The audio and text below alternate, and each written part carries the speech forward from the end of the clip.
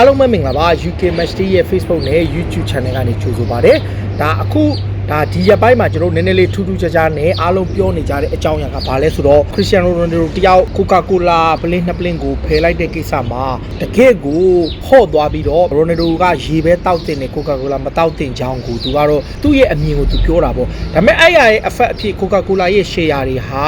ာထိုးကြသွားတာ4ဘီလီယံလောက်ရှိတယ် share တွေဆိုတာတဲ့ Coca-Cola ရဲ့ brand တန်ကြီးပေါ့ဗျာသူတို့ရဲ့ဘီလီယံက160ကျော်ရှိတာကနေ4ဘီလီယံလောက်ထိုးကြသွားတယ် Coca-Cola ဟာကမ္ဘာမှာ popular အဖြစ်ဆုံးချိုးရည်ရမကာပြုလုပ်တဲ့ company ထဲမှာ Coca-Cola company ကကမ္ဘာမှာ power အကြီးဆုံးနဲ့လူအတောက်အများဆုံးအချိုရည်ပဲဒီနေရာမှာတခုပြောချင်တာက Championship မှာ Coca-Cola က sponsor ပေးထားတယ် Coca-Cola ဟာဥရောပဖလားပြိုင်ပွဲဖြစ်တဲ့ European Championship FIFA World Cup အပါအဝင်တကယ်နိုင်ငံတကာပြိုင်ပွဲကြီးတွေမှာ sponsor ပေးထားတဲ့ company ပဲဖြစ်တယ်ဟုတ်ပါကလည်းဟိုတနေ့က Cristiano Ronaldo လိုပဲသူက Coca-Cola တော့မဟုတ်ဘူးသူကတော့အချိုရည်တွေရှိတဲ့မှာ Heineken beer ကိုဖယ်လိုက်တယ်သူရဲ့ဘာသာရေးအရသူဟာ beer တောက်လို့မရဘူးဆိုတာနားလည်လို့ရပေမဲ့ဒါ UEFA ကအခုလောလောဆယ်မှာဒီဖြစ်ရက်ဒီအားလုံးကိုလေ့လာသုံးသပ်စစ်ဆေးပြီးတဲ့အခါမှာသူတို့ကို sponsor ပေးထားတဲ့ company တွေရဲ့ pressure ပေးမှုသူတို့ကို sponsor ပေးထားတဲ့ company တွေရဲ့ဈေးကွက် effect ဖြစ်မှုတွေအားလုံးကိုသုံးသပ်ပြီးတော့နောက်ထပ် UEFA ကို sponsor ပေးထားတဲ့ပစ္စည်းတွေကို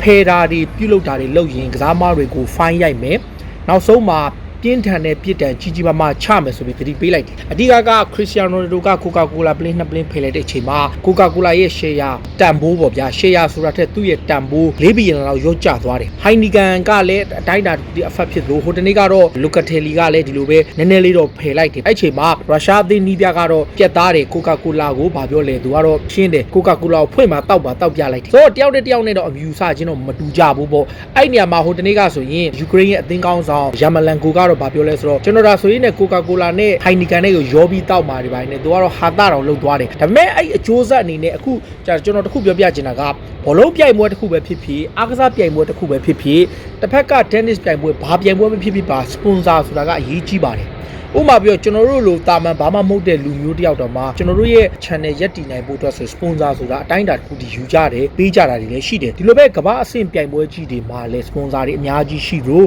့တစ်ဖက်မှာလည်းဘောလုံးသမားတွေကိုလည်းလက်ရှိသူတို့ရဲ့ပုံရိပ်မြင့်အောင်သူတို့ကြွယ်ဝချမ်းသာအောင်ပြုလုပ်ပေးတဲ့ထက်မှာ sponsor တွေလည်းပါတယ်ဆိုတော့ Ronaldo ရဲ့လုပ်ရဲ့ကြောင့် Coca-Cola ဟာ4ဘီလီယံလောက်ရှုံးသွားတယ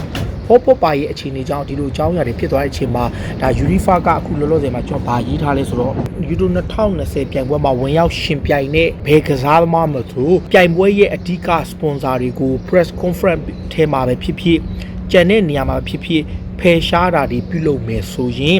်ကစားသမားတွေကိုပြင်းထန်အရေးယူမယ်ပြီးတာနဲ့သူတို့ရဲ့အသင်းဖြစ်တဲ့ယူရိုပြိုင်ပွဲဝင်ရောက်ရှင်ပြိုင်တဲ့အသင်းကိုပါဒဏ်ငွေချမယ်ဒီထက်ပိုဆိုးလာရင်ပြိုင်ပွဲကပါထုတ်ပယ်မယ်ဆိုတဲ့သတင်းကို UEFA ကထုတ်ပြန်လာတယ်ဆိုတော့ဒါကိုကြည့်ချင်းအပြင်တနင်္လာနေ့က Ronaldo ဖြစ်ရတဲ့ပတ်သက်ပြီး Coca-Cola ကအကြီးမားဆုံးဆုံးရှုံးမှုတွေဖြစ်လာတယ် Heineken beer ကလည်းဖို့ပါကဖယ်လိုက်တဲ့အချိန်နောက် Locatelli ကလည်း Coca-Cola ရဲ့နေရာမှာရေအစားထိုးလိုက်တဲ့အချိန်မှာ sponsor company တွေက UEFA ကို pressure ပေးမှာပဲလေဘာကြောင့်လဲဆိုတော့ဘယ်ပြိုင်ပွဲမှာဖြစ်ဖြစ် sponsor ဆိုတာရှိကြတယ်ဥပမာဒီလက်ရှိမှာကြည့်တနစ်တာအတွင်းရဲ့အကောင်းဆုံးဘောလုံးသမားတွေတနစ်တာအတွင်းရဲ့ဝင်ငွေအကောင်းဆုံးအားကစားသမားတွေကိုသူတို့ရဲ့ဝင်ငွေရဲ့ထောက်ဝက်ကျော်က sponsor တွေကပေးတာဒါမှတော့ Ronaldo တနစ်ကိုတန်း100ကျော်ရတယ် Messi တနစ်ကိုတန်း100ကျော်ရတယ် Neymar တနစ်ကိုတန်း100ပတ်ဝန်းကျင်ရတယ်ရှားထဲမှာ Roger Federer ဘာညာအားလုံးကတန်း100ကျော်ရတဲ့ခါမှာသူတို့ရဲ့လောက်ခလစာတွေထက်endorsement လို့ခေါ်တဲ့ sponsor တွေကနေအဓိကရတဲ့ဝင်ငွေရဲ့60နဲ့80ကြားရှိတယ် Roger Federer ဆို80ရာခိုင်နှုန်းလောက်ထိရှိတယ်ဆိုတော့အဲ့ဒီ sponsor တွေကလည်းဒီကစားသမားတွေကိုသူတို့ကတန်ဖိုးကြီး sponsor ပေးထားတဲ့အတွက်သူတို့ကလည်းသူတို့ရဲ့ brand ကိုကဘာမှာသိချင်တဲ့အတွက်တီဗီတာ brand ဖြစ်ပေမဲ့လည်းကဘာဘောလုံးကြော်ကြားသူတွေ powerful ဖြစ်တဲ့အားကစားသမားတွေနဲ့သူတို့ကကြီးညာစေဖြစ်တယ်ဒီအတွက်ကြောင့်သူတို့ဘက်ကလည်း press conference ပေါ်မှာရောက်နေတဲ့ဒီလိုရေဘူးလေးပဲဖြစ်ဖြစ်ဒီလိုဒီ Coca-Cola ပလင်းတဲ့အဲ့အတွက်ကိုသူတို့ကတန်းချီပေးထားရတယ်တန်းအောင်မှာတချို့သူတို့က contract ရဆိုဘီလီယံချီတန်းချီအများကြီးပေးထားတာကုမ္ပဏီတွေက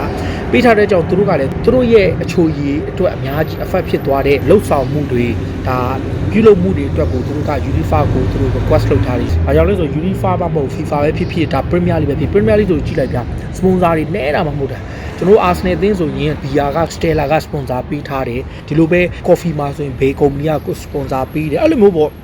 ့အသင်းတိုင်းမှာ sponsor တွေဆိုတာရှိကြတယ်အထူးဖြင့် player တွေမှာလည်း sponsor ဆိုတာရှိကြတယ် ဆိုတော့ကျွန်တော်ဒီမှာတစ်ချက်ပြောပြမယ်သူတို့ဘက်ကကြော်ကြားသူတယောက်ရဲ့လှုပ်လိုက်တဲ့တခုခုဟာ market ထဲမှာအများကြီး effect ဖြစ်သွားတာကိုသူတို့ဘက်ကလည်းသိတယ်အဲ့ဒီအတွက်ကြောင့်ပြိုင်ပွဲ sponsor ပေးထားတဲ့ company တွေက Unifa ကိုသတိပေးတဲ့ခါမှာနောက်ဆုံးမှာ Europa ဘောလုံးဖွဲ့ချုပ်ကအခုလိုမျိုးသတိပေးလာတဲ့အထိဖြစ်လာတယ်ဆိုတော့အခုလောလောဆယ်မှာ Ronaldo တို့ဒါဖိုးပါတို့ Locatelli တို့အားလုံးကရှီတန်ဘူးတွေနဲ့အစားထိုးတာတို့ဒါဘီယာဖေးတာတွေပဲလှုပ်ထားတဲ့အခါမှာ Unifa ကအခုလိုမျိုးပြောလာတယ်အခုဒီနေရာမှာကျွန်တော်ကြည့်တဲ့ခါမှာဗျာ UFA ကို sponsor ပေးထားတဲ့တဲမှာ Booking.com ပါတယ်ဗျာ Holiday Key တွေသွားတဲ့ Booking.com ပါတယ်ပစ္စည်းပို့ဆောင်တဲ့ FedEx ဆိုတဲ့ logistic company ပါတယ် Gazprom ပါတယ် Heineken ပါတယ်အချိုရည်ထဲမှာ Coca-Cola ပါတယ် Airline ထဲမှာ Qatar Airways တို့နောက် TikTok ပါတယ် Vivo Mobile ပါတယ် Adidas ပါတယ်ပြီးတော့မှ Panini ဘာညာနဲ့အများကြီးပဲပါတယ်ဆိုတော့အဲ့ company ဘက်ကဒါသူတို့ဘက်က pressure ပြန်ပြီးတဲ့အခါသူတို့ကလည်း billion ချီဆုံးရှုံးသွားတာတွေကိုနောက်ထပ်ထပ်မဖြစ်အောင်နောက်ကစားမတွေကခဏခဏရွှေ့တာတွေပါတယ်ထပ်လုပ်ရင်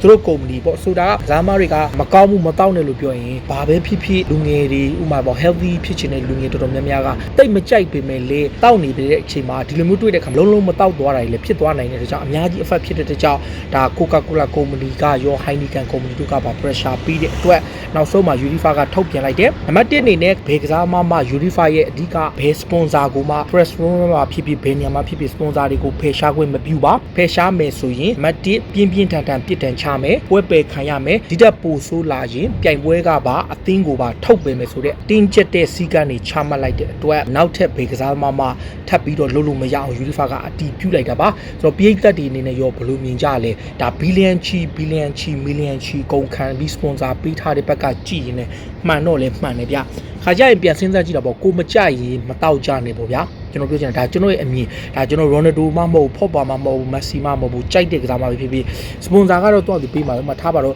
ဒါဒီရေဘူးကို sponsor ပေးထားမယ်အချိုရေဘူးကို sponsor ပေးအချိုရေကြိုက်တဲ့လူကအချိုရေတောက်သွားမယ်ရေဘူးကြိုက်တဲ့လူကရေဘူးတောက်သွားမယ်ဒါကြီးကိုမကြိုက်လို့ဖယ်လိုက်ပါဆိုရင်ပြိုင်ပက်ရဲ့အားကစား company ပဲဖြစ်ဖြစ်ထားပါတော့မှထားပါကျွန်တော်ကို Adidas ကဒီအင်ကြီး sponsor ပေးထားပေမဲ့ကျွန်တော် Adidas မကြိုက်လို့ချွတ်လိုက်လို့ရှိရင် Adidas ကကျွန်တော်ကိုစူးဖြစ်မှာတရားဆွဲလို့ရတယ်ဗျာပြောချင်တာကအဲ့လိုမျိုးပေါ့ UFA အနေနဲ့ဒီပြဿနာရက်မှာသူတို့အနေနဲ့အကောင်းဆုံးဖြေရှင်းနိုင်ဖို့အတွက်ကစားမတွေကိုတတိပေးထားတယ်အသင်းတွေကိုတတိပေးထားပြီးတော့ future မှာထပ်ပြီးလှုပ်လာခဲ့ရင်ပြင်းပြင်းထန်ထန်အရေးယူမယ်ဆိုပြီးတော့ထုတ်ပြန်ကြေညာတာပါပြည်သက်တွေနဲ့ဘယ်လိုမြင်ကြလဲကိုယ့်ရဲ့အမြင်လေးတွေကို comment မှာဝင်ရောက်မှတ်ချက်ပေးကြပါလို့ပြောနေအားလုံးကိုကျေးဇူးတင်ပါတယ်အရေးတော်ပုံအောင်ရမည်